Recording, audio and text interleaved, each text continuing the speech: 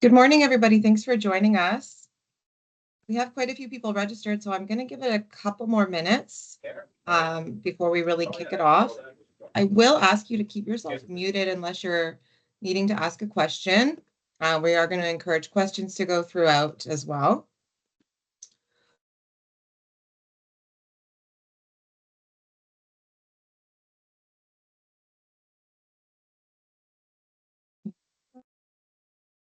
Hi there, welcome. We're just giving it one more minute before we get started.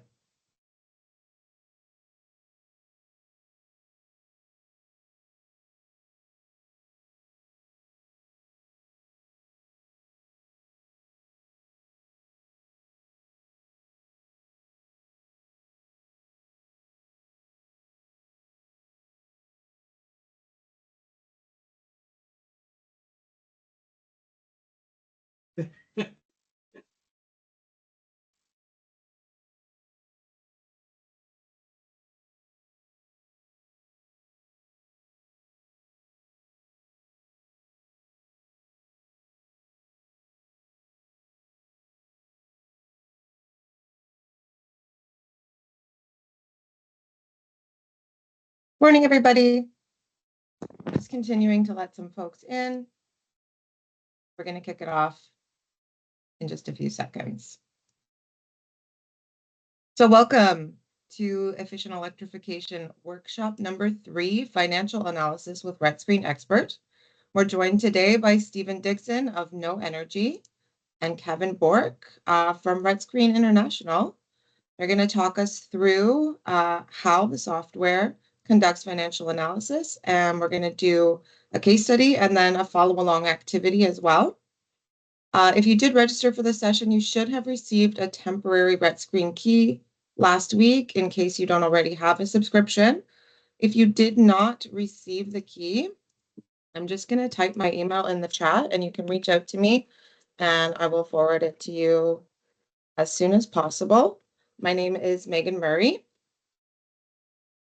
And we do encourage you to ask questions as we go throughout the day.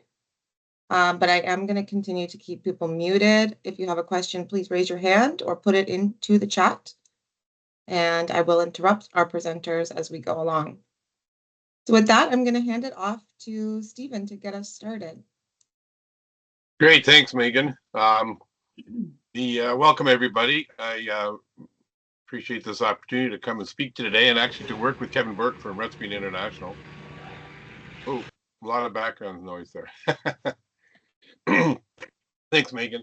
So, yeah, Kevin and I have worked together for many years in the development of RETScreen. I from the outside in the user community and training community, and Kevin from the inside, obviously.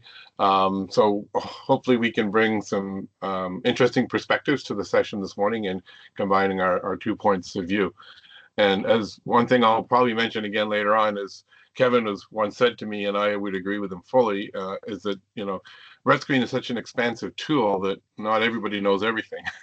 So it's, the contributors to RETScreen have been far and wide. We've got Greg Lang online, actually the director over there, the creator of RETScreen to begin with. And but there have been many, many, many people that have contributed. So we'll do our best to answer your questions, but there may be questions that we will actually turn over to others if we're not capable of answering them. I'll give you an example of that in RETScreen. RETScreen does a great job of tax analysis on financial projects, but unfortunately, I'm not a tax analyst. So if you ask me something about the tax system and how we would analyze that in RETScreen, I'm probably going to defer that to somebody else. So, but we are going to do our best. We do want this to be another name for this workshop might be going beyond simple payback. Too many energy projects for too long have been evaluated using something called simple payback, the savings compared to the cost. And we believe that really understates the value of energy efficiency. So today, the workshop will show you how to use RETScreen to really state emphatically the value of these energy projects and be able to make a strong financial case, which is the basis for a strong business case. All right, let's get going here. In terms of our agenda today, so we'll kind of go through a little bit of an overview of what RETScreen Expert is. I'll have Kevin share a few ideas with you. Then I'm going to sort of do a little bit of basics on financial analysis. And Megan, you've got there's a handout that would have been sent out to folks too, right? Sort of a primer on financial analysis, which will follow this. So some of the slides today too are going to be those that you can use afterwards. Go back. We will provide the recording, I think, and we will provide the slides. So, we want to kind of give you some reference as well. Then we'll see how that is played out within RETScreen. First of all, we'll look at it on slides, and we'll talk about a couple of areas that are key: costs and carbon tax and demand charges too. RETScreen has a very powerful cost database. So when it comes to actually analyzing the financial aspects of projects, rather than us having to call different suppliers and get costs, as a starting point, we can use the built-in costs, right? Now, I say as a starting point because we'll always want to go and validate and verify those later, but it's better to get something down and then iterate from there. And also how we deal with the carbon tax. Kevin will talk about that. How we deal with demand charges, right? Which are going to become more and more important in the electrical systems moving forward. And then we'll do a couple of case studies. One, we're going to open up what we call RETScreen Archetype using the virtual energy analyzer. And the reason we're going to do this, because a lot of times, and we're going to do it for an individual project, not for a particular building. We're going to look at ventilation control. A lot of times, rather than actually starting from scratch in RETScreen, we can start from these archetypes, whether it be a building or an individual project. And it's a great way to actually tweak a few things and get a result very quickly. So we'll do that as the first activity. And the second activity, I'm going to build one from scratch. I'm going to look at a building where we're modifying a rooftop unit, going to a heat pump, and we want to build a financial case for that. So we'll do that one as a build it from scratch type of thing. And hopefully we'll have lots of time along the way for some questions. It's going to be quick. All right. So what is RETScreen? Kevin, what is RETScreen? RETScreen is a software platform that has evolved over time. So that circle that you see on the right-hand side, sort of on the outside circle lists the different sort of categories of projects, and the inside circle sort of the different tools that we have and modules within RETScreen. And you can see there on the left-hand side where we talk that RETScreen is an intelligent decision support tool. And so you actually just mentioned one of those intelligent tools, Stephen, and that was the virtual energy analyzer. So when you're dealing with energy, whether it be in a feasibility study, so for energy audits, for new projects, looking at existing projects, tracking your energy usage, reporting on emissions, finding benchmarks, building portfolios, and on and on and on, that's a lot of data. Those are a lot of words I just used there. So we're constantly adding to the software to add intelligent features to it to make it easier to get to the result. And one really important thing is, can you actually understand what's being said on screen? And so we have over time continuously added different languages to RETScreen. And so right now RETScreen is available in 38 different languages. So for example, in Bengali, or Chinese or Norwegian, RETScreen can be used to track and report on your energy emissions and do net zero plans in any of those languages and more.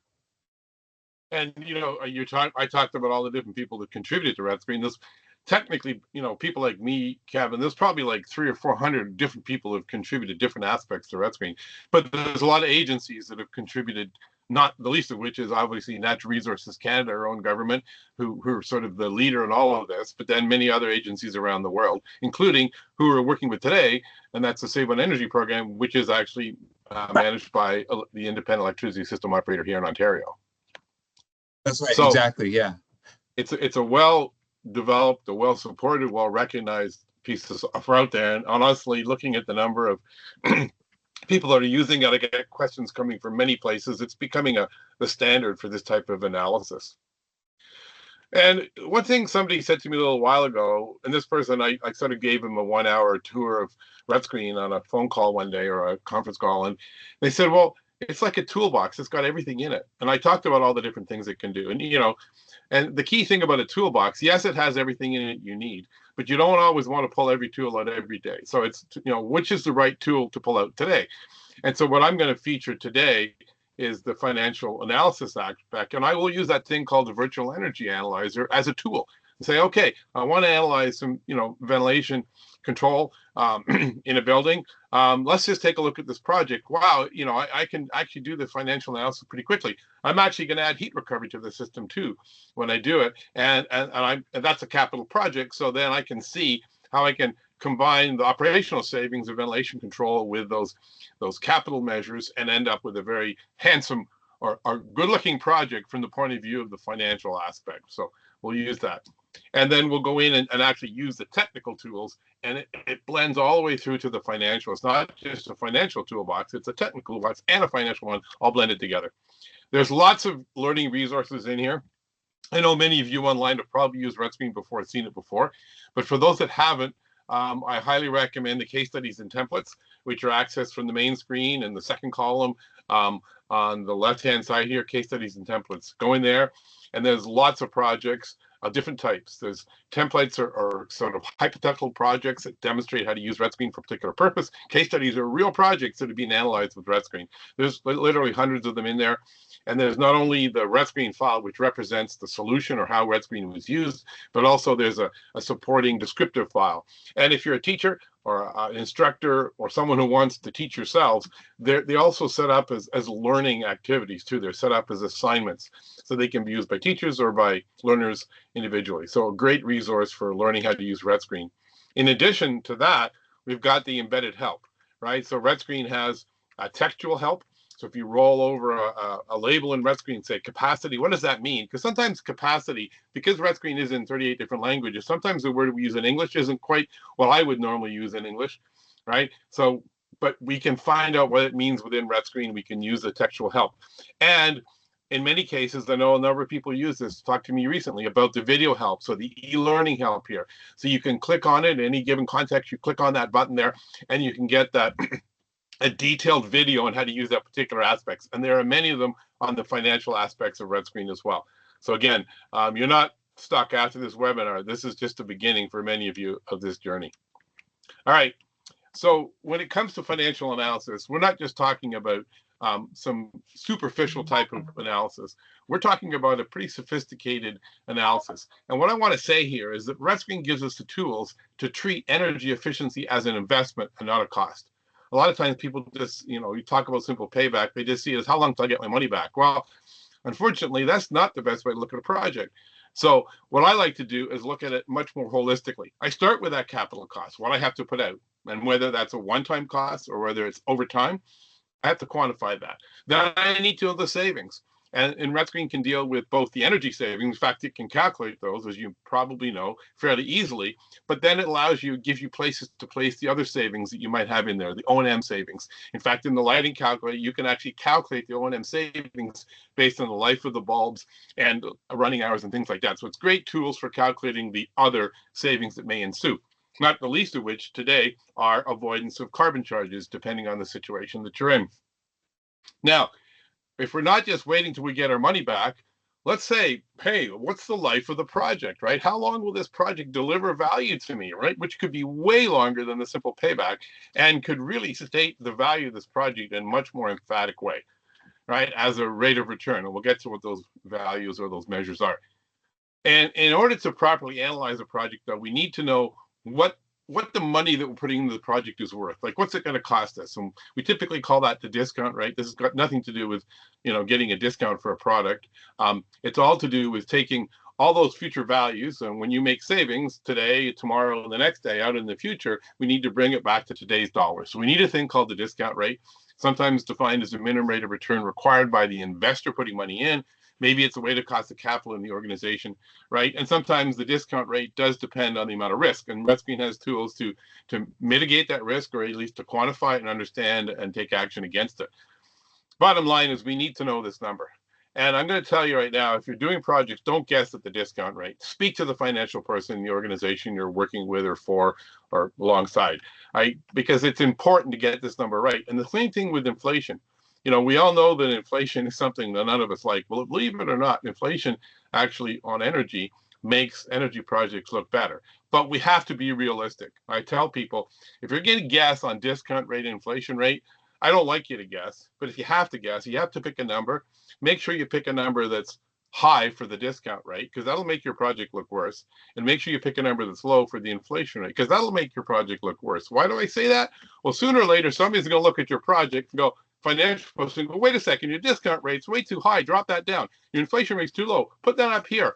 All of a sudden, your project looks better, right? So if you have to guess or if you have to estimate, make sure you do it in a conservative fashion. Eventually, you got to get to the right numbers for those things, because then you're going to get to the best answer.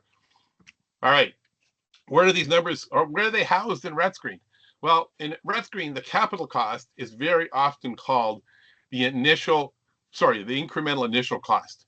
And the reason we say that, right, the reason we call it incremental initial cost, because sometimes you're not evaluating, starting from scratch. Maybe it's that you have to replace a boiler. So you're looking at the incremental cost of going to the the like-for-like boiler to the more efficient condensing boiler, or maybe it's going to be the heat pump, right? Which is where we're really going next, right? With all this world that we're in today. So it's the incremental cost, not just the straight up capital cost. Or if you're replacing a roof, do you put in the full cost of replacing the roof, or do you put in the cost of increasing the insulation of what you would have done had there not been an opportunity to improve the efficiency of the building? So the incremental initial cost. Savings. Here we're looking at the fuel cost savings, right? Those things, that fuel, the energy we have to buy, right? But that's calculated with RETScreen. We can poke it in there as well as we want. I'll show you that. And then there's the incremental O&M, right? Operating and maintenance costs and savings. So all the other savings that ensue beyond the energy or the fuel savings. Time horizon, right? That's how long the project's going to be delivering results. That's housed in the financial analysis worksheet, right?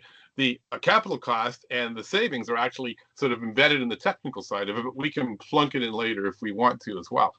The discount rate, right? What's money worth, right? How much does it cost? And if I were using RETScreen on my own, if I'm buying a house and I'm improving a house and as I'm buying it, I would use the mortgage interest rate as my discount rate in that situation. So there's always a discount rate on projects, no matter who you are. Inflation rate, right? That's the rate at which something's inflating, the costs are inflating. And there's actually, RETScreen can deal with two inflation rates. One is sort of a general inflation rate. So in RETScreen, we can do what we call level 1 financial analysis, which is fairly basic and simple. We have one inflation rate, but then in level 2 financial analysis, we can actually break the labor and materials inflation rate out from the energy or fuels inflation rates, right? That becomes a lot more useful because those things may not be inflating or escalating at the same rate. We can break those out and deal with them separate in the financial analysis worksheets. All right. If I can just say one thing, jump in here before you move on. So for both the savings and the inflation rate, in RETScreen, so yes, we're calculating the savings. So you put in a new piece of equipment, it saves on the energy. So that's a savings. But we're in a financial analysis sort of workshop here. And so when you look at the math behind a cash flow and a financial analysis, an avoided cost is the same thing mathematically as a savings. So if you can avoid a cost, so reduce the O&M or reduce the amount that you have to pay for carbon, that mathematically works out to be the same thing as savings. And that goes down to the inflation rate. We call inflation sort of things that we have to pay for, but there's inflation rate and there's this escalation rates, and they can be different. The rate of the increase in labor may be different than the rate of increase of, say, the electricity price or gas price. So both savings and inflation rates are tied together, but there's two sides to it. Right, and you're good to point out that idea of the avoided cost, because often people don't look at savings, they look at avoided costs, and that's exactly what we're calculating here. Thanks, Kevin. All right, just some formulas here. I mean, I'm not going to spend a lot of time on this, but what I want to just talk to briefly is then, what's the math behind some of the financial analysis we do here in RETScreen? And so how do we use these things? So the idea of discounting is taking a future amount and bringing it back to today's dollars, or what we call present value. And the formula is the first one there, right? So 1 plus the discount rate to the number of years. So basically what will happen is that the present value can never be, the present value is always less than or equal to the future amount, depending on the value of the discount rate in the years. So it basically brings it all back to a uniform present value or today's dollars. Now, the flip side of that one is that the inflation rate actually escalates, right, those the present day savings into a future amount. And you can look at that and go, well, these two formulas could cancel each other out. Yes, they could to some extent, right? If if the inflation rate and the discount rate were the same, then everything would peg out even, right? But we do need to take that into account, and oftentimes those formulas aren't the same, or those values are not the same. All right, so in terms of the results out of all of this, and my favorite one, honestly, to tell you the truth, if I had to pick a favorite one, in RETScreen they call it benefit to cost ratio. Here I'm calling it savings to investment ratio. So basically, it rather than asking what's the simple payback, how long till I get my money back, I like to ask how much more times as much money do you give me back from the project than do I put in? So it's the sum of the present value of all the inflows divided by the present value of all the cash outflows. So I put money in, that's the investment, and then all those savings brought back today, savings compared to investment. And that, a project with a simple payback of 5 years could have a very attractive savings to investment ratio, right? People say, oh, 5 years, that's boring. Well, it's not actually. It's actually a very good project in many respects. Now, the other one that deeper financial people will always look to is the net present value, right? So that's basically what's left over, right? If I invest money and I take and I subtract the investment from all the money that comes back in today's dollars, the present value, the cash inflows or the savings or the avoided costs, right? If I do that calculation, if the number is negative, run away from the project. We don't want to do it because it's not going to deliver result or financial value. If it's zero, that means it's pegging even. Well, that would be a savings to investment ratio of 1, meaning you get back what you put in, which is fair. But if that number is positive, right, then your savings to investment ratio is greater than 1, and you're getting more back than you put in. And many people measure the value of a project by the size of the savings to investment ratio. The size of the net present value. Another number that gets factored in many times is what we call the internal rate of return. And in simple terms, the way I like to think about this one is it's like the rate of return you get on, say, a term deposit. You go to the bank, put some money in, you say 5 years, what's the rate of return? I'm going to get 3% over 5 years. Okay, so that's like your rate of return. Interestingly enough, energy projects can deliver internal rates of return of 20, 30, 40%, which is way better than you're going to get in a bank account with your money. So I always like to say that energy projects are maybe some of the best investments you can ever make. Now, once we get into RETScreen, I'll show you another formula that we use, or other financial parameters called the modified internal rate of return. And it recognizes that maybe the money coming from a project doesn't get reinvested in that project, but other ones which have a lower rate of return, maybe closer to the discount rate. And consequently, we can make a conservative estimate of what we call the modified internal rate of return. So I have a spreadsheet that I use, and we can send this out to folks, so we don't mean to replace RETScreen as a tool. I just use this as a learning tool. But and what we do is we kind of walk through this one and look at the calculations. So if you have a project that costs $1,000 and it saves you $500 a year, and then the inflation rate is 4% on those savings or avoided costs, as Kevin points out, then we can see the savings inflate over time, right? Then we take the present value of those savings, right? So we have that inflating avoided cost or savings, but then we have to bring it back to today's dollars, right? So basically, we end up with numbers that are actually diminishing over time because that discount rate is greater than the inflation rate. So whereas the avoided cost went up over time, eventually the present value of those avoided costs is actually a diminishing value over time. But that still makes for a good project, because once you sum all these things up and you generate this thing called the net present value, it turns out that after somewhere between 2 and 3 years, this project turns positive. And also at that point, you have some, that's your simple definition of your simple payback, basically when the return from the project becomes positive. But when you stretch that out over time, I'm going to jump ahead here, then it becomes kind of interesting. So is it worth waiting? Of course it is, right? And well, you're not really waiting, because if you put in place a project that has a time horizon or a life of, say, 10 years, right, then a project that has maybe a simple payback of 2 years, turns out that it's going to deliver after 10 years 3.7 times as much money as you put into it. And the net present value is 27.21. That's a significant chunk of cash, right? That's a significant chunk of money for the $1,000 you invested. So the one thing I always point out to people is never underestimate the value of a picture. A gentleman came to a workshop that I was doing a little while ago, and he was complaining that his boss would not approve a lighting retrofit. So I said, why don't you try some financial analysis on the results? Because it was a 6-month simple payback. Well, you got to wonder why somebody won't approve a 6-month simple payback, but they weren't getting it approved.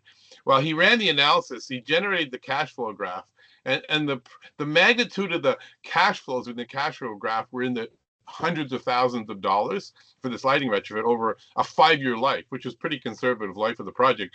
When he presented that to his manager, the manager said, I don't want to know about all those numbers in your spreadsheet. What does this graph mean? That's a lot of money.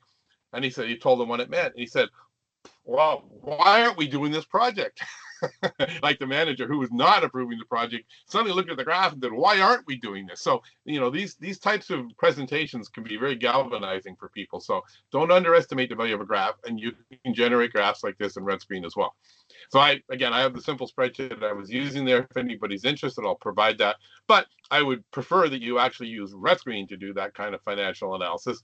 And we're going to kind of walk through what we've done there and add to it the risk and sensitivity, which is kind of neat. Kevin's going to talk a little bit about that. All right. So in RETScreen, I know there's a number of users out there that have used it before. In RETScreen, you can do your financial all your technical calculations. And what I'm showing at the top here, and I'll show you this later on, is called the include screen, right? And that's under the energy tab. Now, the result of that include screen is a number of numbers. Incremental initial cost, that's what it costs to do the project, right? The capital cost potentially, fuel cost savings or the avoidance, and then the incremental O&M savings or operating and maintenance cost avoidances as well. Now, there's the simple payback here, which I've kind of covered over.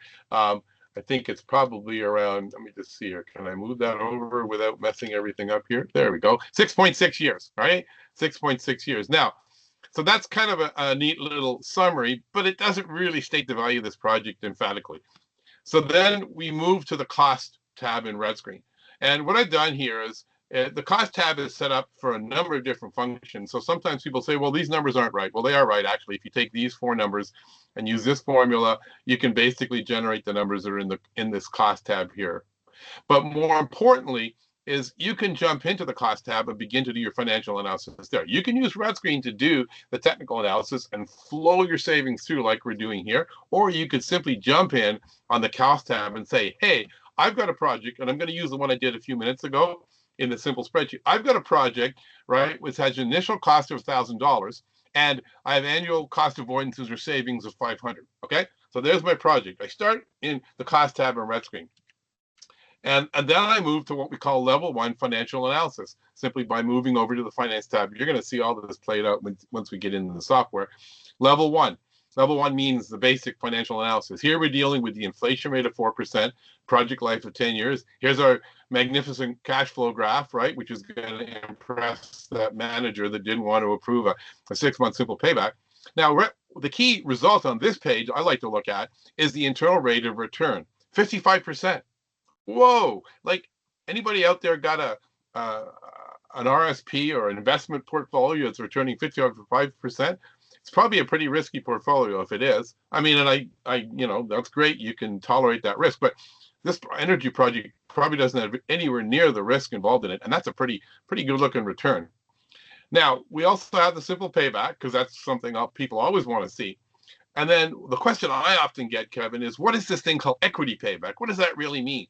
Well, what it means is that the actual savings or the cost avoidances are inflating at the inflation rate of 4%. So in fact, you get your money back a little quicker when you consider inflation in the picture, because simply taking the cost divided by the savings without considering inflation will give you the 2 years. But the cost divided by savings, given that the savings are inflated, right, now becomes 1.9 years. So it's basically a more realistic version of simple payback. Either way, I don't like simple payback, honestly. I like the internal rate of return. Or if I go to level 2 financial analysis, and again, we're going to explore this in the software in a bit more detail. So I click on the level 2 button, and now I can deal with other things. I can actually deal with fuel and materials and labor, as you said there, Kevin, escalating at different rates. Now, I've set them to be the same in this example, but we could have different ones. Here we have the discount rate of 10% and the project life of 10%. We also have the reinvestment rate. What is that? Well, what I'm going to do here is I'm going to calculate a thing called the modified internal rate of return, which is basically a more conservative version of the internal rate of return. And it's going to consider that the savings coming from this project, the cash flowing from this project, are not going to be reinvested in a project that's returning 55%, probably, other projects that are returning maybe closer to the discount rate of 10%. So I'm going to make the reinvestment rate for the savings 10%. So that tones down the modified internal rate of return to 25%. Now, does that destroy this project? No, absolutely not. 25% or 25.5, 26% is a pretty good rate of return into and of itself. So you can get either number, use it whatever way you want. We've got our simple and equity paybacks. Now down here are the more sophisticated numbers. Net present value, there's the 2721. I just want to point out that the spreadsheet that I use and RETScreen do the calculation in exactly the same way. Recognizes cash flows at the end of the year and so on. So if you want to understand the math behind what RETScreen's doing, right, you could use my little simple spreadsheet just to play with it, get a sense of it, but then you'll trust RETScreen because it's doing exactly the same thing. Now, there are other assumptions that can be made in financial analysis, which may give a slightly different result when you recognize the cash flows. So that's always important to ask the question. If you have another analysis that gives a different result, ask when cash flows are being recognized, beginning or the ending year. It can make a difference. And there's that benefit to cost ratio, right? And then if we had a technical project behind this one and it saved CO2, it would tell us what the reduction in CO2 is costing us. Essentially, if we do the energy savings, in fact, we can get the CO2 reduction almost for free or maybe as a benefit. So now we didn't start from an energy project in this example. We don't have the greenhouse gas emission reductions. Therefore, we can't calculate, right, the GHG reduction cost. But all the screens you're going to see in the examples moving forward will have that in there. Right? And that's a good thing because you can say, hey, we're reducing greenhouse gas emissions and look at the cost. It's relatively cheap to do that. Kevin, anything you want to add there? Yeah. Nope. So right at the beginning on this sheet where you were showing the inflation rate and the fuel cost escalation rate. So you have them as both the same numbers there. And that generally is our guidance because remember, the key is that these values aren't what inflation was last year, or we had 10% or prices have doubled on on takeout food in the last 3 years. These are the inflations which will be put over the next 10 years, where there's a project life. So if you really think there's going to be something that's 10%, 10%, 10%, and on over 10 years, that's massive, massive inflation. So usually the number, which is the long-term average inflation rate, is quite a bit less than what we sort of intuitively feel. And so once you have those numbers, then the next thing is, well, how do I know which one, how do I know what effect or impact it is? And that's where we get into the sensitivity and risk analysis, which is the next slide there. Exactly. So Kevin, yeah, you want to speak to that? So we've got a hand up too, guys. Oh, right. Dave. Go ahead, Dave.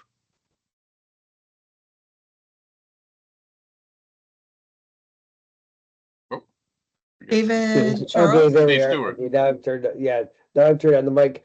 We've got this analysis that the federal government has put out called the Class 41 and 43, and they've got all sorts of different tax breaks. Has somebody done a rigorous application of these tax breaks using RETScreen to say, here, if the feds want you to write off a battery storage system, are there good examples in RETScreen to show how to use that particular tax incentive properly without having to go to CRA? That's a question I'm going to defer to others on, because now there may be a tax example, and I mean, Kevin, so maybe you know the answer. Yeah, so as Stephen said at the beginning, we're not tax experts. However, on that financial analysis sheet, actually, Stephen, if you want to go back just so we can see where the button is there, maybe. So exactly, right, there's a little section that's blank there on the left-hand side of the screen that says income tax analysis. Oh, yeah, there, income tax analysis. So if you check that, Dave, Yep. You can do a basic tax analysis, and you'll see there's something called the half year rule, year one, Yes. as long as with the depreciation method and the tax carry forward together, you should be able to get a basic idea of this, the class 43. We did that with CRA, so they're aware of that, and we did that so that the outputs of this follow that.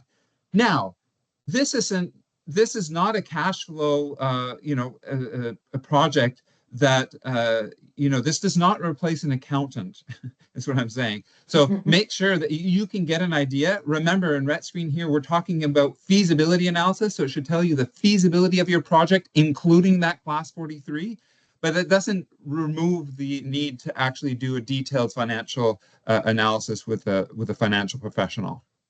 But the tools are there to give you that idea. And exactly like you said, has anyone done that analysis? Yes, we have done it. We've done it with them to make sure that it works there. So that's your tool for that first initial analysis.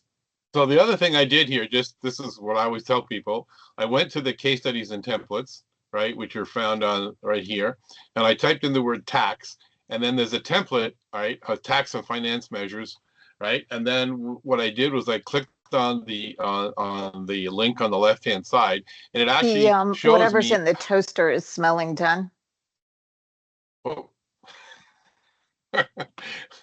All right, so I actually clicked on the link on the left hand side here where it says template, and then is a project, and this actually covers a lot of those things. It doesn't actually list class 43, but it does talk about how to use those various different methods, Dave. So that's an example there. But we'll follow up on this one. I'm sure we can find somebody that can demonstrate or show you how to use this on a particular project. Okay.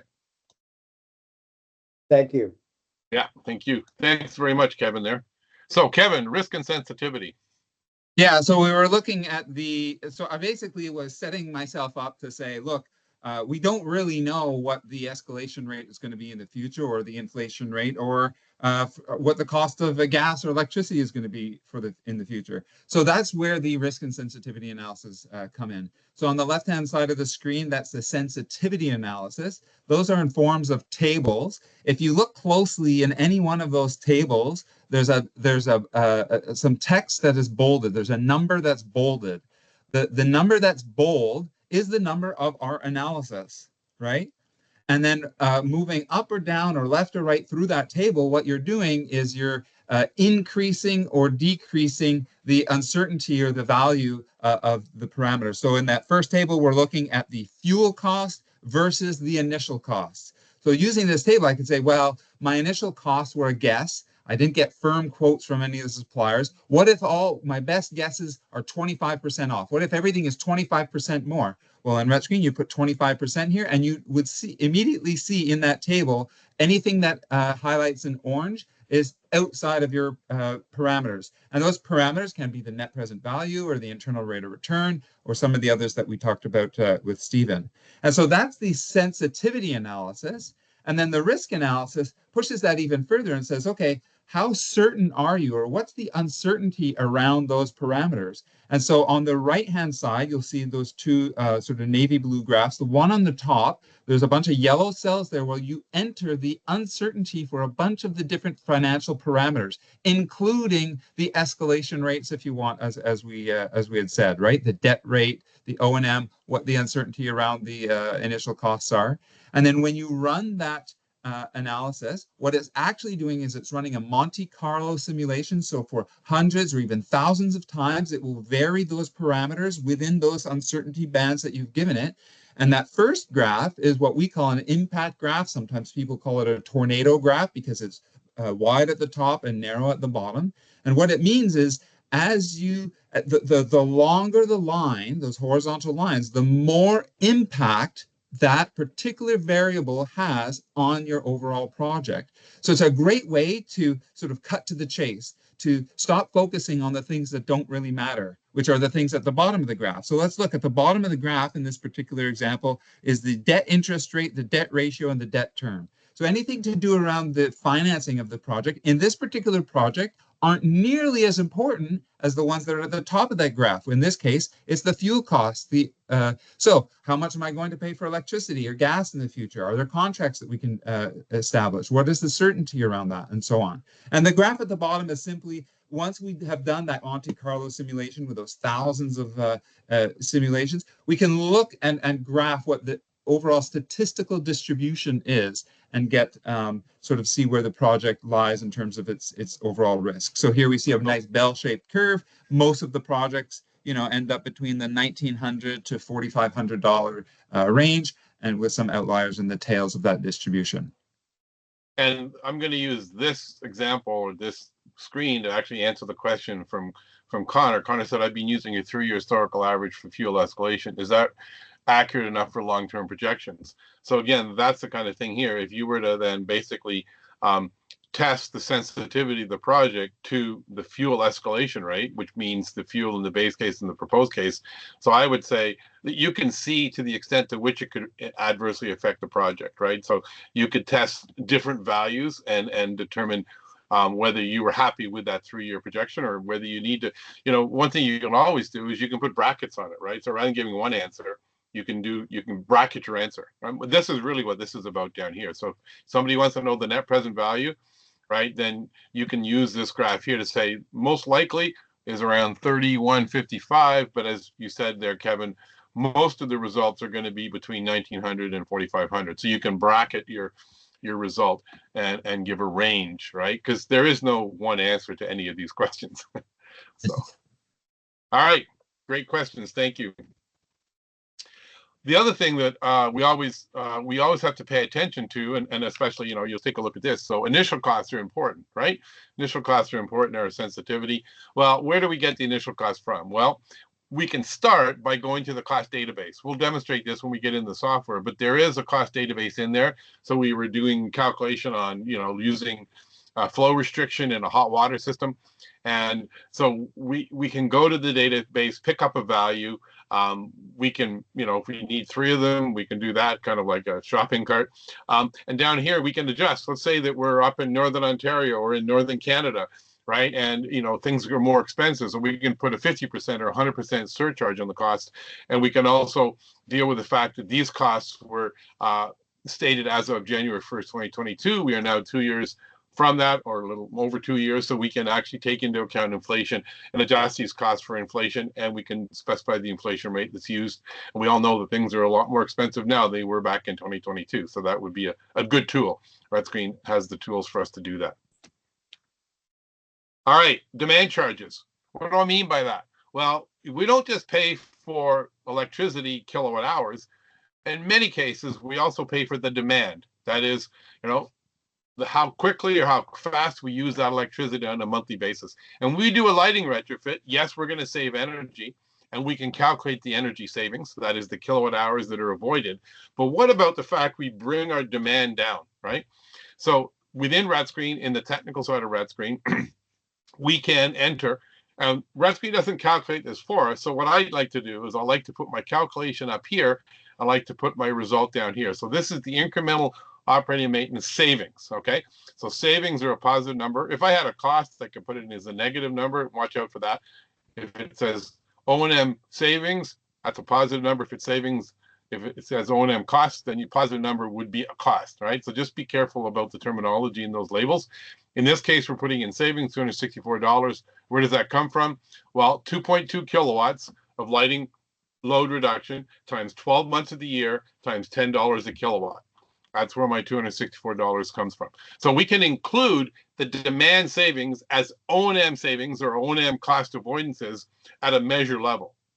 But we could, for all the projects, right, when we get over to the financial analysis screen, below where the tax thing was looking at before, there's other savings that we can do, other revenues or cost avoidances. So here we have one for capacity, which is another way of talking about demand. So let's say I had a project that collectively for the building, right, all the projects in the building avoided 36 kilowatts of demand, right? And the rate for the demand that we're avoiding, right, is $12 or $10 per kilowatt per month. This is an annual rate, so we need 12 months times $10 is $120 per kilowatt per year, 36 kilowatts. So that gives us a revenue now, right, into the project, or a cost avoidance of $4,320. And we can put a lifetime on that in order to match up with the project itself. So there's two ways to deal with demand. One way is en masse for all your projects, right? The other way is on a project by project basis under the O&M savings, or O&M cost avoidances, as Kevin has pointed out. There's a hand up there from Dave. Go ahead, Kevin. Yeah. Oh yeah. So David, while you find that microphone button, Stephen, you said something very important, is that in both those cases, both on this individual measure model here and on the financial analysis model, those are annual numbers, right? So in both cases, you've multiplied that manually, right?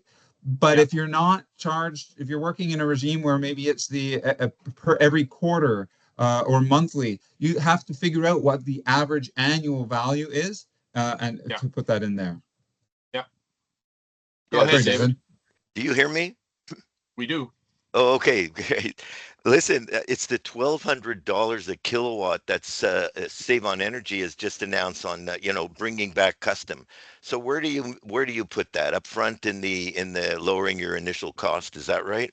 Like, well, I just want to make sure it's not lost. And also, I'll just say when we show the decarbonization ones, which you'll show later, it's the risk of electricity versus gas. So how do you split the two fuels? Did you say you do them separately in terms of inflation on fuels? I just want to clarify well, actually, that. Kevin, I'm going to let you talk that one in a second in terms of the carbon tax and that. But David, in the financial analysis screen, there's a place for incentives and grants. So that $1,200 a kilowatt, we could enter that in there. We could still have the demand charges either at a measure level or on mass here. So there's a number of different ways to do that. Okay. But yes, don't forget those incentives. Absolutely don't forget those incentives. Okay. Kevin, do you want to speak to how we deal with the carbon charges in various different forms? Oh, your mic's off there, Kevin. Okay, yeah, sure. We're now on the emissions worksheet, right? And you can see on the right-hand side what it looks like. As Stephen would have mentioned, we now have a technical project in there. So we see there's a carbon reduction. You see the different size of those black bars on that right-hand side, right? Again, remember, this is an annual calculation. The numbers, we're putting our annual numbers of that. Remember, there's two kind of jurisdictions for carbon pricing. One is sort of government driven, and the other is private mechanisms. For example, there's cap and trade programs, or like there is in Quebec or California, or also carbon taxes, such as we have in Ontario or Alberta.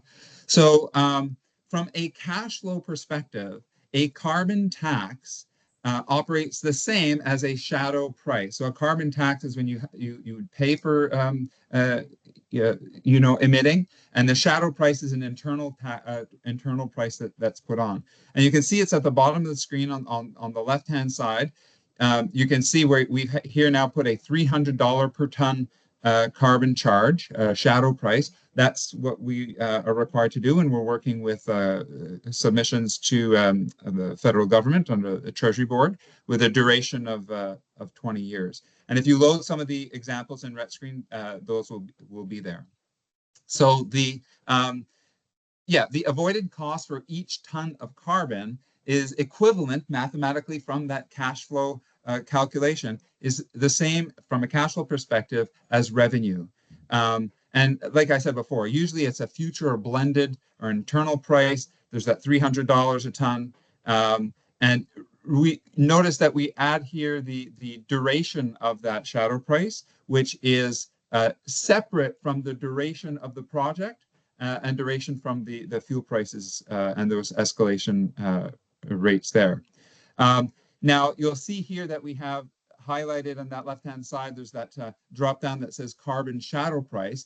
So that's putting an internal price on carbon so that and this is why at the beginning I said revenue mathematically is the same as an avoided cost. If I'm imposing on myself a cost of carbon in my organization, and then I do a project that reduces the amount of emissions I'm emitting, then I'm reducing that cost. It's an avoided cost.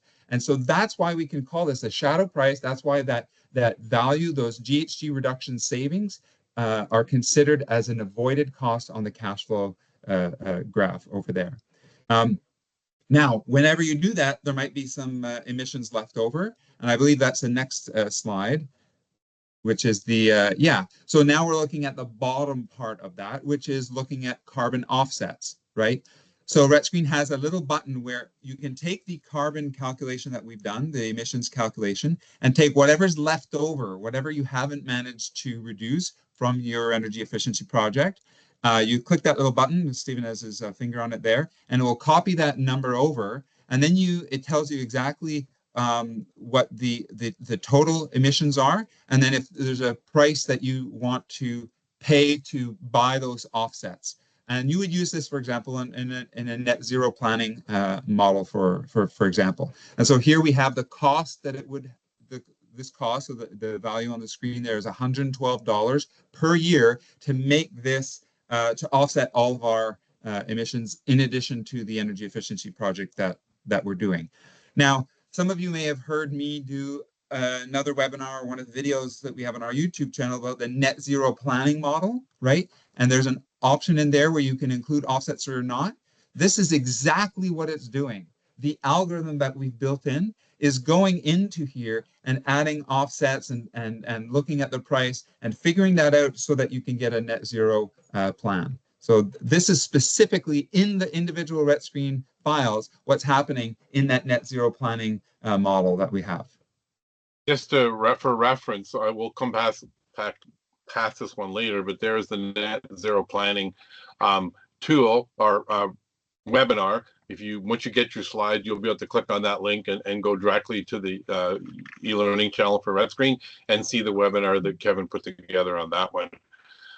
So that's for reference purposes. Okay. All right. So now we're going to jump in and actually use RETScreen a little bit. Kevin, you always say that, and I know, Greg, I think this is your point of view too, that it's always important to sort of get going on this stuff without sort of getting stalled on trying to find data and different things. So the virtual energy analyzer really provides a great approach to doing this. It's pre-made projects, pre-made buildings, either deep carbon retrofits or just, 30 to 40% energy retrofit, whatever it is. There's a bunch of pre-made situations that you may be able to use. So we're going to start off with one of these and just explore it a little bit from the financial standpoint. But then we're actually going to go in there and maybe, Kevin, you can suggest some things we can change to make it. Maybe we just have to change the energy price. Maybe we don't want to do all the projects that are in here, so we'll pull out a couple of things. But so we're going to go. Yes, go ahead. There's just been a couple of questions, and I want to make sure they get addressed maybe yes. during this demonstration. So a couple of them had to do with clean energy tax credits. Are we able to cover that at all in the demonstration, or we can come back to that question at the end? Kevin, you want to take that one? Sure. So the clean energy tax credits are done exactly where we looked at the capacity charges, the demand charge. So right in there, there's right there. So you see that the unit there for capacity is kilowatts. If you select that, there's also kilowatt hours or megawatt hours. And so you can have a credit based on your production or based on what you're purchasing here, if it's a certain clean energy tax credit there. Yeah, I think that's what the question is. Yeah, I also see. Yeah. Basically, you pick this one up here, right? So there's more things you can do other than just demand down there. Exactly. Okay, great. And there was a follow-up on that one where David Katz, in order to get the clean energy tax credit, the project has to use labor costs that are like union rates. Where do you get that into the project? Well, labor costs are O&M, so that would go in the O&M costs. If you absolutely want to split it out, and blend it in with the energy rate, I guess you could do it here. I would tend to keep that separate on the cost worksheet by having the labor Yeah. cost there. Yeah.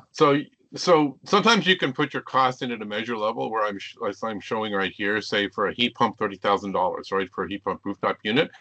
Or when you go to the cost tab, I kind of skipped over this one, but I'm going to dive in here because this is where we can put other O&M costs and savings. And so you could enter those in here, right? And there is also more detail to this, right? Which includes other aspects of the project, right?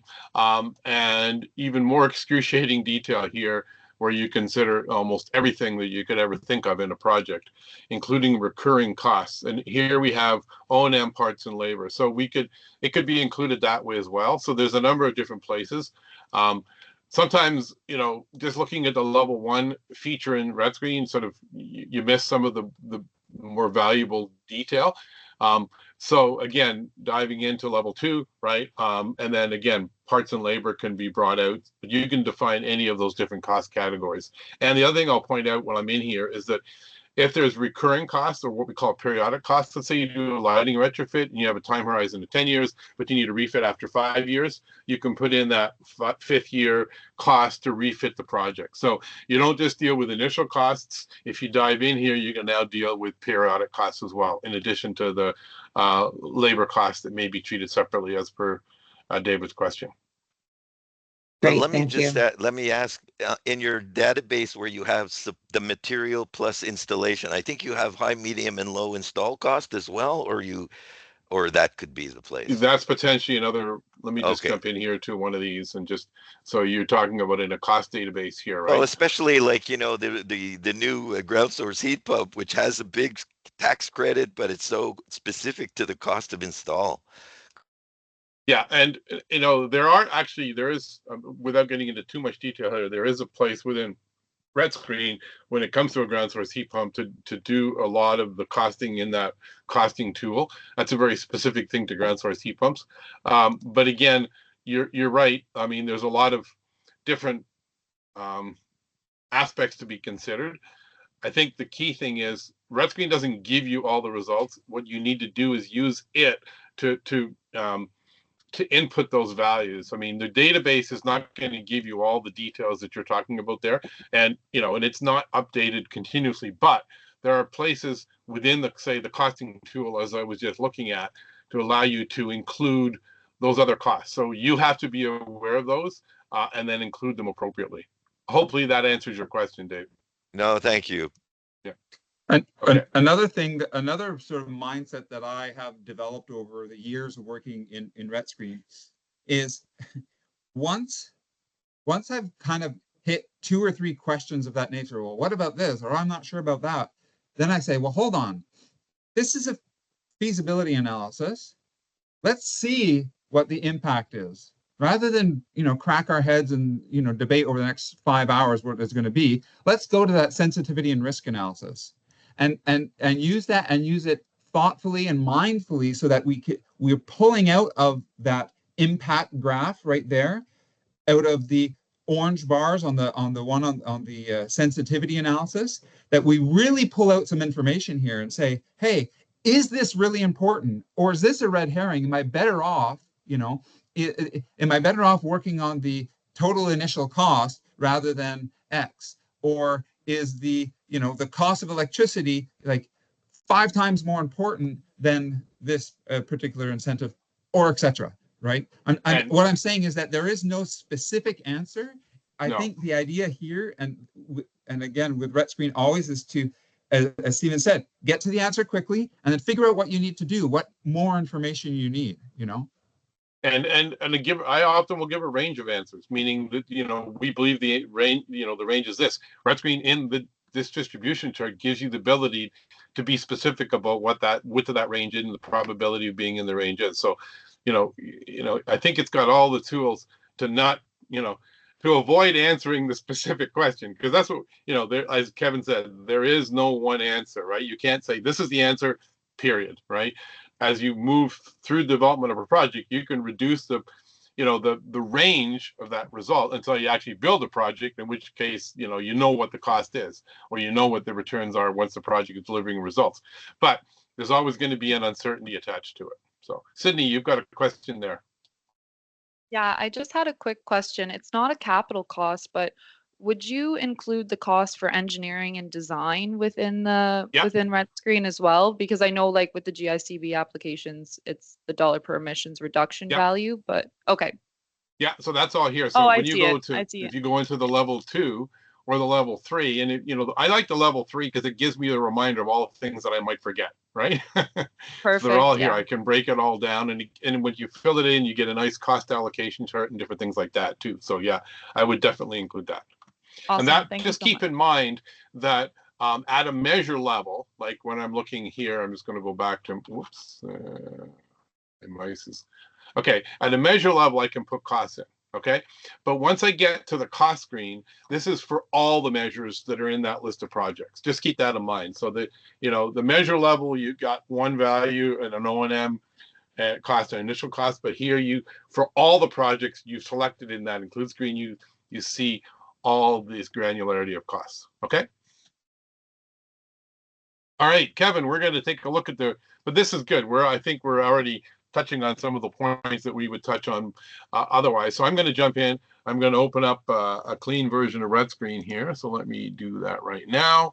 So just to demonstrate that, so if I want to go into a virtual energy analyzer, I don't actually even have to open up a clean version of RETScreen. I can simply click on virtual energy analyzer, and whatever project I have in here will be overwritten once I instruct it to do that. We're going to do this project in Toronto, right? Let's just pick Toronto for now. And what type of project are we going to look at? Well, I want to do an individual measure. A lot of times people haven't seen this one, right? So we can pick a project for some type of building, but I'm going to pick an individual measure, right? And then there's a whole database of projects in here, what we call archetypal projects for different things. I'm going to come down through building use, the envelope, optimization. I'm looking for my ventilation one. Here's my ventilation. I click into here, right? I have options here. I have a heat recovery or night setback, ventilation control. That's the one I want to do. I want to exercise some control over my ventilation to increase my cost avoidance. So I'm going to click ventilation control. This is a 5-star archetype, means everything's filled in for me. That's the important thing to go for there. The 5-star ones are very rich. And I'm going to click calculate. It says, do you want to save what you had here before? I'm going to go, no, I don't.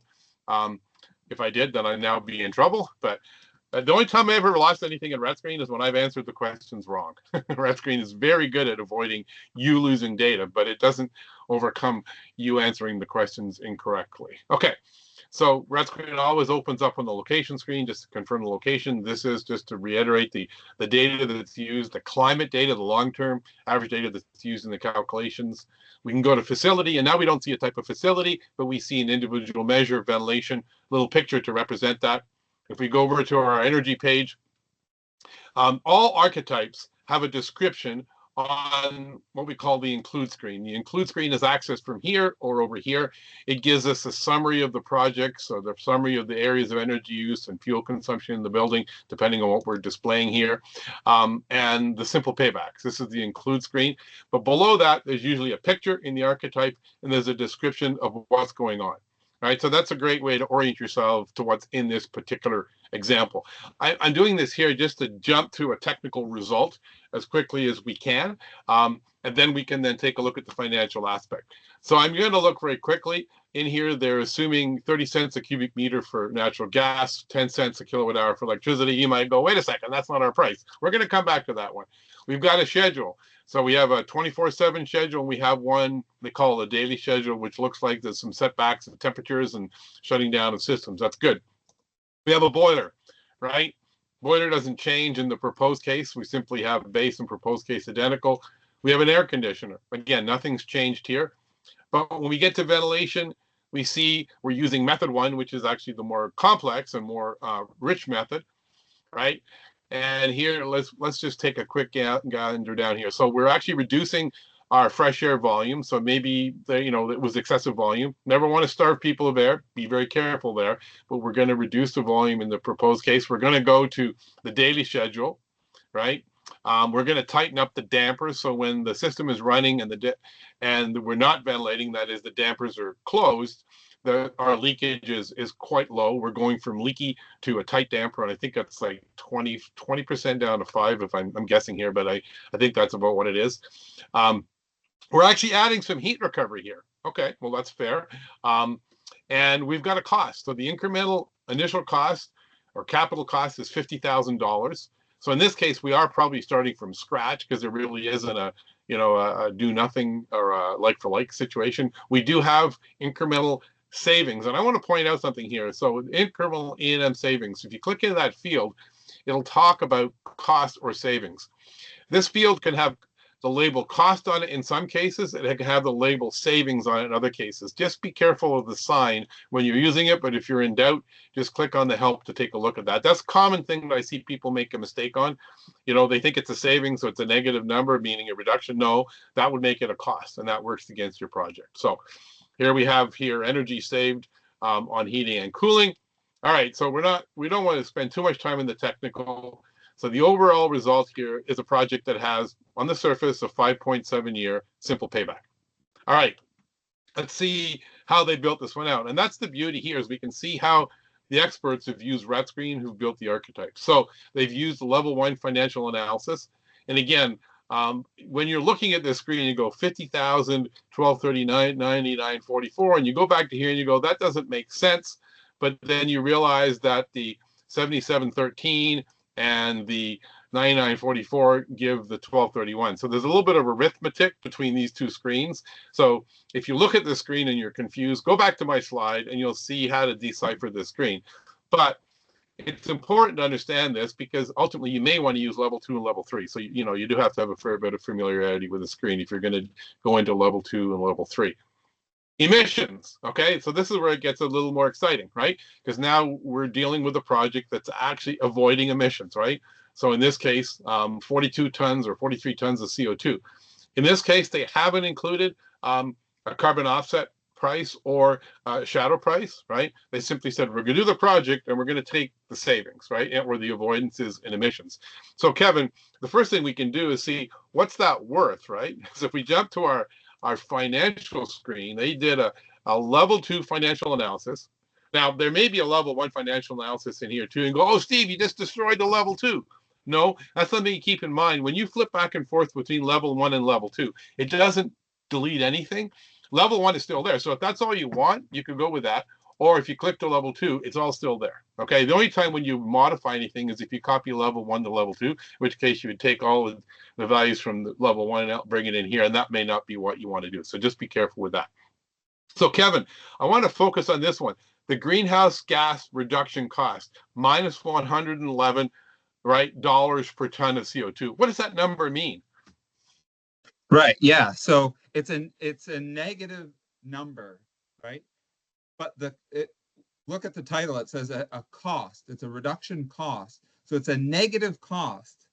So remember we talked before about avoided costs? Well, this is an avoided cost, the avoided cost of carbon. So it actually acts like a revenue in the cash flow. So what this means is that for every ton of carbon that we're reducing, there's $110, $111 that we're not spending, right? So it's costing us not to do this project. In other words, those carbon emissions are valuable. There's a lot of value locked in doing this energy efficiency project. And if you want sort of the more technical detail, Stephen has it up there on screen there from the help menu, right? I just clicked on the label here and it brings up the greenhouse gas reduction cost. If you're, I do this all the time. I use RETScreen all the time, but I also click on here all the time just to make sure I'm interpreting that label properly. So Madison asks, is this comparable to a carbon abatement cost? Kevin? I mean, I guess it would depend specifically in your organization what a carbon abatement cost would be. This is, but yes, this is the, well, no, the carbon abatement cost, if it's a real cost that's being borne by the project, you would put that in the emission as a carbon shadow price, right? Right This here. is Yep. after all that's said and done. How much is that? How much are those carbon reductions worth on a per ton basis, right? So for example, if that was a positive number, it would mean that the organization would need to pay in order to get those carbon reductions. Here it's negative. It means if they don't pay anything extra beyond, they're still going to get those carbon reductions, and they get this monetary benefit from an avoided cost.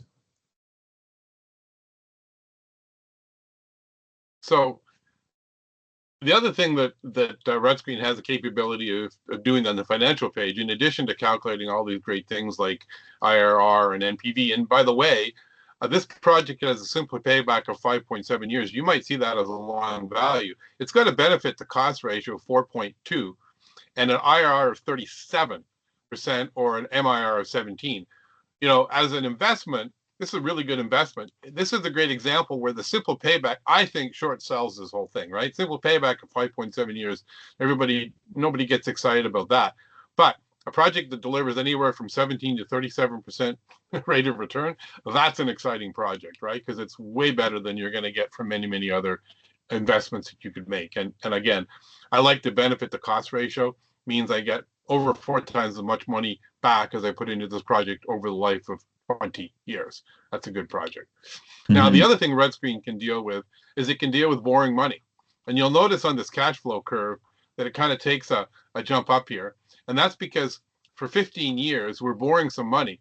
And what's interesting, well, how do we make money if we borrow money? Well, it turns out that if you're getting a return of anywhere from 17 to 37%, depending how you look at it, you can afford to borrow money.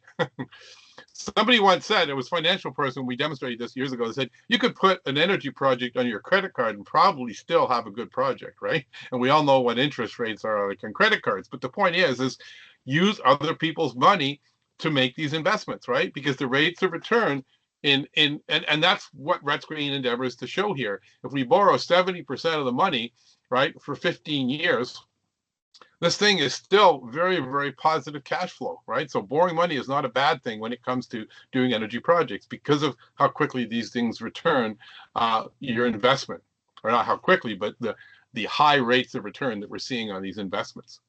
I actually have used this in the past to demonstrate a lease on a lighting system. You know, we lease computers, we lease cars. Why don't we lease a new lighting system? And you can actually use RETScreen to calculate a lease on a lighting system and basically pay nothing for 3 years and then have a free lighting system after that. Anyway, if anybody wants to know how to do that, maybe I can demonstrate that in another session. All right. So Kevin, this is the financial analysis here on this project. And again, I want to reiterate 5.7 years coming out of the technical side of it. But now we're looking at a project that's delivering, 43 tons of CO2 reduction at a negative cost, meaning we're being paid to do it. And it has a savings to investment ratio or benefit to cost ratio of 4.2, or internal rates of return anywhere from 17 to 37%. That's a whole different project.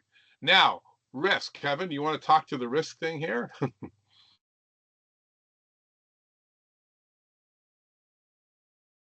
Oh, you got your mic muted there. Yeah. At the top left corner there, we have what we're selecting, right? So we have equity payback, right? So we said we don't like equity payback. What do we want to look at? We were looking at the IRR or the NPV? I could change this to, let's go with the pre-tax IRR, right? Let's go with the, okay.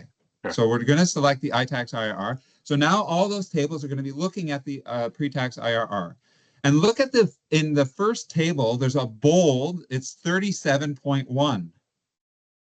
Stephen, if you go back to the finance sheet, it's 37.1. That's the exact value. Right here. Right? 37.1. Right yeah. Just above. There you go. Right? Yeah. So RETScreen is taking all those values and putting them and now letting us to play with them. So what was one I saw in the chat in the Q&A, one of the questions, well, I'm not quite sure about the cost about something. So let's vary the cost, right? So on the top line of that in that table, we have initial costs. There, Stephen has selected initial costs. And there's other ones. There's O&M, there's all the different ones. But if we want to vary the initial cost, we'll leave this as initial cost. Now, what's on the left side? We're looking at a base case. Maybe let's look at O&M there as well. Let's look at O&M. So we're looking at, so now we're going to see what the impact between changing the initial costs versus the O&M costs is. And at the top above where we have the pre-tax IRR, we have 25%, means for each of those, we're going to move the initial cost by plus 25% and minus 25%. And we're going to do the same with O&M. And anything that would appear is going to, anything that falls below our threshold, which right now is 18%, will turn yellow. So maybe we want a really high threshold. Let's put 30% as our threshold, right? So now we see, we can see in orange, the ones that are highlighted fall below our threshold that we want, right? Now, you may say, okay, well, now that's only plus or minus 25%. We really don't know. It was really just sort of, we picked it out of a bag. Okay, well, let's increase our sensitivity range from 25% to 50%. So, Stephen, if you change that to 50%, you'll see that the graphs have changed a little bit, because now each of those parameters on the horizontal axis, so those are the initial costs, and on the vertical, the O&M, have changed a little bit. So certain things will pop in and out. And we may say, well, 30% is, or 39% is too aggressive. What if it was 25%? And so, Stephen, if you change that to 25%, oh, it changes again. So this is why I love this tool, because I guarantee you, if you spend 10 minutes in this tool and change things thoughtfully, doing what you're, and thinking about, oh, what does initial cost actually impact? So one question was about, someone had about the incentive. Well, we don't have incentive as an option here, but what an incentive does is it lowers the effective initial cost. So I can sort of use the initial cost almost as a proxy for modeling the effect of the incentive, right? And so using this tool will really expose, I think, where the hotspots are in your project, where are the, where are the traps, where you should focus, and where you should certainly, avoid focusing, because it won't make any difference anyways. It may make a difference sort of in the final contract or whatnot, but in terms of the feasibility, the financial feasibility of the project, this tool is, I believe, really underused. I use it almost every time I'm in RETScreen. It's really that powerful. I see a question from David. Just a question, if you can go back to the carbon price, that screen, Okay. the carbon price.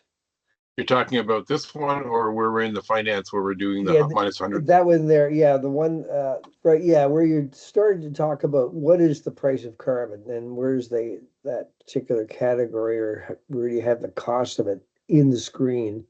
I'm not sure where Oh, they that mentioned is. right there, yeah. Okay, right. That shadow price. So for instance, right now, what is the current carbon tax? And I guess $90 a ton. That would basic $95 a ton. So that would basically be for if you were comparing from a number two fuel oil to electricity, or if electricity has a carbon component, how do you sort of factor out the different carbon prices in the Good question. analysis? Yeah. So first of all, atmospheric carbon is atmospheric carbon, right? We all agree on that. So in RETScreen, you'll see that above those bars, you'll see Stephen has, it says Canada-Ontario and then an emission factor.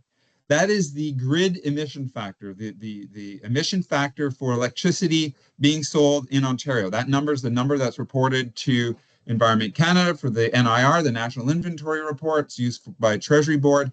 That's the value for Ontario, okay? That's for electricity.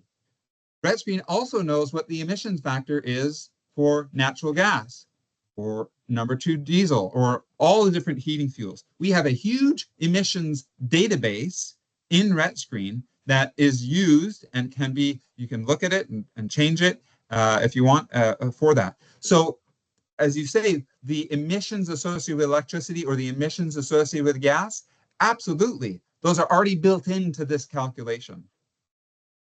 right? In fact, Stephen, if you go to the level 2, just to show that you can actually tweak all of this.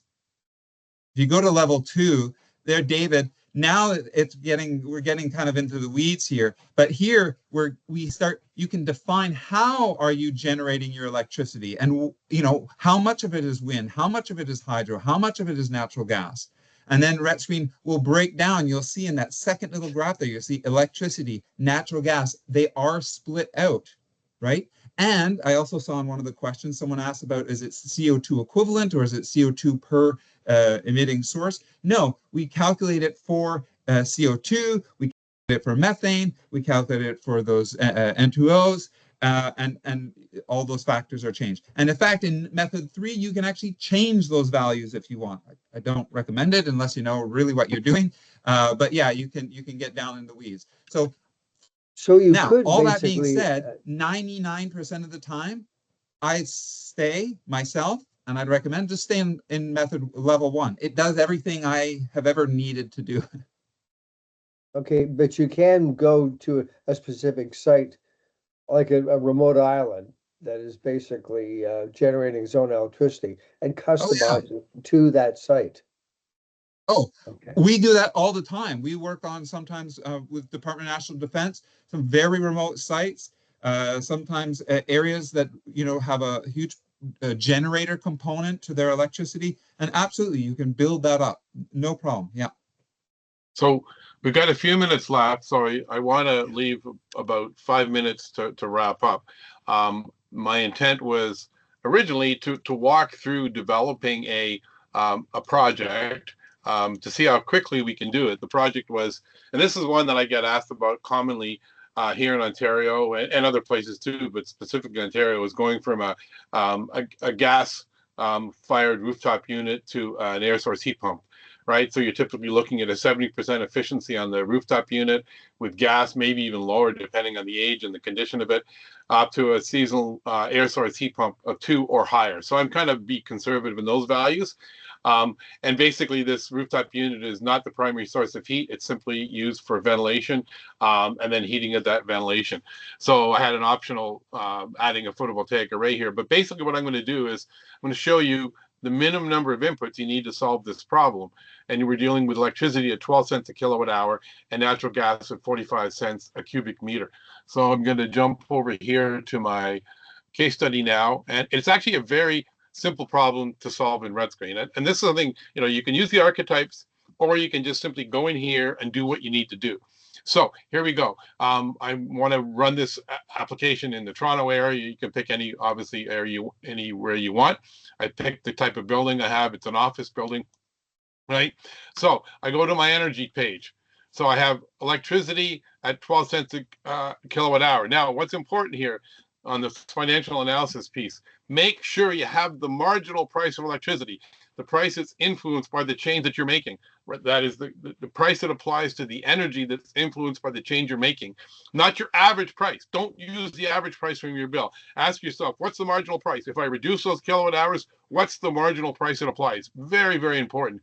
And likewise, on the gas side of it, what's the marginal price that applies to the gas? Easier to calculate for gas than electricity because the demand charge, things like that, equally as important. Okay, so I need 2 numbers there, right? I need a schedule. So I need to know the temperatures of the building for heating and cooling purposes. I need to know the temperatures at night. I need to know the hours a day, right? So I simply add a schedule. The default schedule in RETScreen usually works in many situations. I need a rooftop unit, right? So the rooftop unit is using natural gas. In my base case is 70%. That's where I put it in. I don't need to know the size of the unit. A lot of people get hung up on the size of the equipment, everything else. You don't need to know that, right? You need to know the seasonal efficiency of the unit in the base case, and you need to know the seasonal efficiency, which we don't specify heating COP. We say a 200% is the seasonal efficiency of the heat pump. If you think it's 250, put 250 in there. You need your price, right? You can, if you want to start, you can go to your contractor, or you can go over here and you can use the pricing tool in RETScreen, right? So I've got $30,000 in here. Then I go to my cooling system. By putting an air source heat pump in and getting the electricity heating, I'm also going to get a more efficient, most likely a more efficient cooling system, going from a COP of 3 to 5. neat thing is you can also specify SEER if you recognize SEER better than COP. So anyway, one way or the other, we've improved the efficiency of our cooling system. All right, that's the last piece we need here to do this calculation is how much air are we actually heating and cooling, right? So we're going to specify 2,500 CFM being heated and cooled on the 24/7 schedule, moving to 2,500 CFM of air being heated and cooled on the setback schedule. Remember that the setback schedule is basically 20 to 16, 22 to 16 for 10 hours a day, 5 days a week. So that is our base case and our proposed case ventilation. We've reduced our energy by 70%. The result then becomes a 7.2-year simple payback when you consider the costs of $30,000 for the rooftop unit and $3,000 for enhanced control. Then we can move through. Do we want to add costs? We can put those in there if we want to. In this case, I don't need to. I'm just dealing with a single project. We see our emission reductions. Now, if we escalate natural gas at, say, a rate of, I don't know, 2 or 3%, some inflation rate that doesn't consider the carbon tax, right? Then we can actually deal with the carbon tax as a shadow price, right? We can start it out at what it is today. We can escalate it at a rate, takes it to $20 or $180 a ton by 2030 if I wanted to do that, okay? So I go to my financial analysis, and here we can set our parameters. So in the fuel escalation rate, let's move that one up a little bit to say 3%, right? The discount rate, that's not bad at 5%. Maybe the money is a bit more expensive in the organization we're in. Project life of 15 years for that rooftop unit. So what does that project look like? Well, that's actually pretty good. A benefit to cost ratio of 1.7, right? You know, this project is starting to come into the realm of possibility. I haven't applied any incentives here, anything else, right? So, that's a reasonable project. Now we could then go in here and start to play with our, if we look at our net present value is the thing we're after, the sensitivity range of 25%. Let's say, we might want to actually, I'm going to pull a different one here. Where's I'm going to use the IRR here. And I'm going to say the organization needs an IRR of 15%. And I'm going to permute the initial cost versus the fuel cost in the proposed case. We're really not certain what's going to happen in the future, right? So here we see then our range of, go down here, threshold. You press the plus button below the fuel cost proposed. Oh, that's right. Yeah, there we go. Sorry, I was missing that. So there we go. There's our plus or minus 25%. So if we have a 15%, threshold here, meaning the project has to make 15%, then some of these things, we're at 14.3 here. So we have to play with this one. We have to say, okay, what are we going to do? But we haven't considered the carbon price, the carbon tax. If we were to throw the carbon tax in here and escalate that, we might actually be able to demonstrate this project makes the threshold we need it to make. Okay, so the carbon tax in this case will likely make the difference. Now, just for the in the spirit of time, I'm not going to delve any deeper into that one, but I wanted to just show you that with a relatively small number of inputs, right, in terms of the rooftop unit, heating and cooling, the ventilation, the load on the system, basically, we can get to a technical result, and we can move our way forward to a financial result in pretty short order. And a lot of people would tell you that, it doesn't, there's no payback on this stuff. There's no return on doing conversion from electricity, or sorry, from gas to electricity with a rooftop unit. Well, actually, in this case, there is, it turns out. Now, maybe my numbers are wrong. We can go back and look at those. But I think starting to explore the viability of these is a great way to use RETScreen, right? Don't just discount a project and say, hey, we can't do that. We can't afford to do it. Have a look at it, because you may be surprised at what the financial results are. Kevin, on that note, I'd be remiss if I didn't say one last thing, and that is that we've talked about, Stephen, we've been going through all these different screens. On all of these screens, you'll notice up in the ribbon, there's a button that says dashboard. You can click dashboard and you get a floating window, and you can display in that floating window, you could display that sensitivity graph or the emission sheet, or different outputs, and then tweak things one by one. So it's a different way to do sort of a scenario analysis, look at what is the effect if I do this or that. And this is a floating window. So Stephen, even if you change worksheet tab, this stays floating there. Again, this is another thing I use all the time as I'm sort of building or changing my model or seeing what could be wrong or what needs to be changed, is to keep this floating on above. It's really helpful. So I just changed the cost to 50,000 from 30,000 to see what that does to the risk on this project, right? Or the cumulative cash flow. So again, yes, you can see these things over top, right? And what does that do to take it back to 30,000? What does that do to our likely outcome here? So it'll likely improve that number. So now we're up to 15%. So yeah, that's great. Thank you, Kevin, for that. I always miss that one, so it's great to have a team here. That way we don't miss as much. All right, so we are getting very close on time. I just want to point out, as I did earlier, that in terms of the more fulsome look at net zero planning in RETScreen, we just simply looked at RETScreen today as a tool for analyzing the financial viability of project financial analysis, whether it be a decarbonization project or just an energy efficiency project. You can do it, or renewable project. I mean, it doesn't really matter. It can be a whole building, it could be a specific action. RETScreen has all the tools to do that financial analysis. If you want to do a deeper dive into the whole idea of decarbonization using the net zero planning tool that was recently released in RETScreen, there's a great video. You can see handsome Kevin up there on the right hand side with his older glasses, right? So I'm not going to actually run into that one.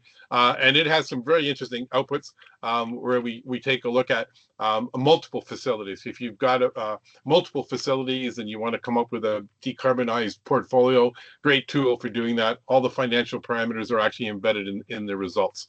So without going any more deeply into that, Kevin, do you want to add anything or just invite people to watch the video? Yeah, watch the video, and if you have any questions, don't hesitate. All right, so Megan, we're just at time here, so I'm just gonna flip it back to you quickly. I know we've covered a lot, but I think we have answered a lot of the questions. So yes, yeah, so Dusan, is it possible to do analysis RETScreen between mixed and displacement ventilation? Yes, you could do that. Maybe you can send me an email somewhere with my email, or you just send the email to training support, so you want to answer that question. I'd be happy to take that one offline. Great. I think there's quite a few questions we might take offline. I'll follow up with you later, Stephen. I just want to point out to everybody our email address. If you have any follow-up questions that didn't get addressed or that are not in the chat or Q&A right now, you can email us at trainingandsupport@ieso.ca. You can also visit the Save on Energy website. This is, as we said in the beginning, the third RETScreen workshop that we have hosted with Stephen and Kevin. So there are 2 previous ones posted on that website already, and this one will go there as well. And we do offer some coaching if you have attended our sessions. So there's a link to a form you can fill in here. Thanks, everybody.